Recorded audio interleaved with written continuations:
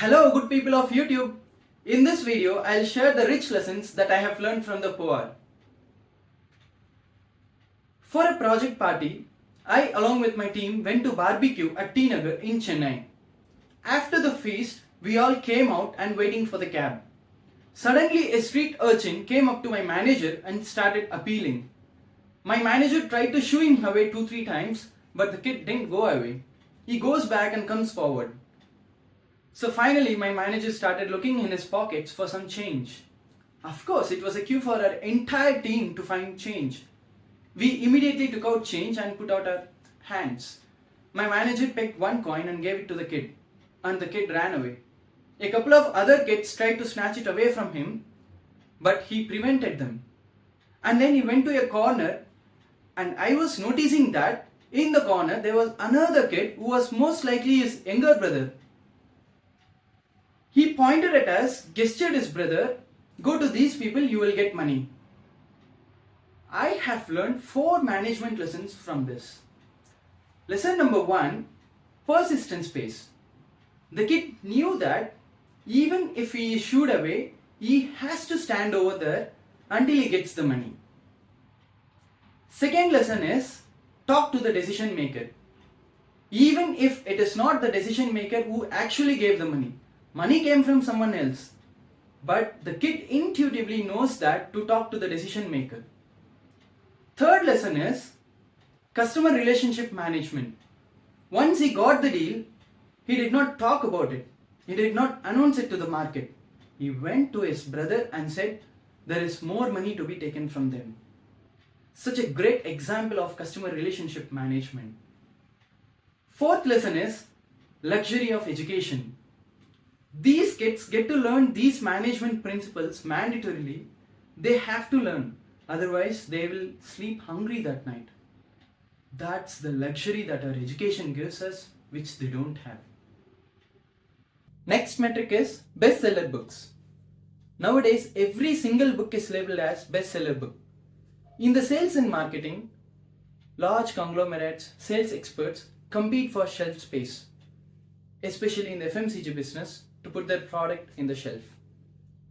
To take these shelf spaces, how much design and strategies are carried out and how fiercely that space is bought. This wise man sells books. I'm equating shelf space with this wise man who has to design his product mix because he has to carry books of around 3 kilos of weight from the morning till the evening. Carrying 3 kilos of weight for a longer period would feel like carrying 6 kilos. Therefore, he chooses only the genuine bestseller books. So when any book that reaches this wise man's stack, then it is a bestseller book because it is being testified by the sweat equity of this wise man. Next metric is value of perishable item. In 2008, my friend Arjun and I planned to go for a movie. By the time we reached the Satyam Theatre in Chennai, all the tickets got sold out. Just 10 more minutes to the start of the movie, one ticket scalper reached out to us and quoted 180 rupees for a 120 rupee ticket. Arjun denied it and told me to wait. After 5 minutes, the same ticket scalper reached out to us and quoted 150 rupees this time. I was okay, but Arjun still said no, wait. I couldn't understand Arjun if he really wanted to watch the movie. He told me, wait until the movie begins. The movie had started. Again, the same ticket scalper reached out to us and quoted 120 rupees this time, which is the actual face value of the ticket. We bought it. Arjun was happy and I was very happy. Arjun told me if we wait for further more minutes, the ticket scalper might come down to just 100 or even 80. I have learned 3 incredible lessons that day. Lesson number 1, value of perishable item.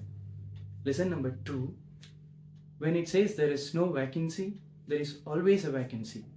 Lesson number 3, when it says there is no budget, there is always a budget. Next lesson is live and let live. This man sells samosa. His shop is on the Asia's largest street, Mint Street in Chennai.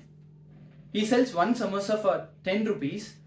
This samosa is one of the best samosas I have eaten. I told him he can even sell this for 15 rupees easily and people will pay happily. He told me it cost him somewhere between 6 and 7 rupees, and he is absolutely fine with that 30 or 40% profit. I learned from him that the lesson of having enough. And then I asked him, why don't you sell tea along with the samosa? It would be a great combo. He pointed me the opposite shop and said, he sells tea. If I take over tea, then what would he sell? The great lesson that I had learned was to coexist, we have to live and let live. Next metric is lesson on business intelligence. This guy sells healthy snacks, peanuts and chenna in front of People's Park in the morning, catering the walkers and joggers who go there. In the evening, he sells the same snacks with a little bit of mix change in front of liquor shop for a completely different demography. He has learned ways to earn money from both health conscious people and health ignorant people. This is real business intelligence. Next metric is lesson on luxury and simplicity. When I was a student, I used to go to Satyam Theatre in Chennai for 10 rupees ticket. I watched umpteen number of movies sitting on the wooden chairs close to the screen. I always wished to watch movies from the balcony sitting on the cushioned seats. Touchwood, after I started earning, I watched several movies from the balcony in the elite class. When I used to go for 10 rupees ticket, whenever I didn't like a movie, I just walked out of the theatre like a free bird. When I went for executive class, I couldn't walk out so freely. I was shackled by the cost of the ticket. I locked myself inside the theatre for 3 hours. From this, the lesson I learned was luxury freezes me and simplicity frees me.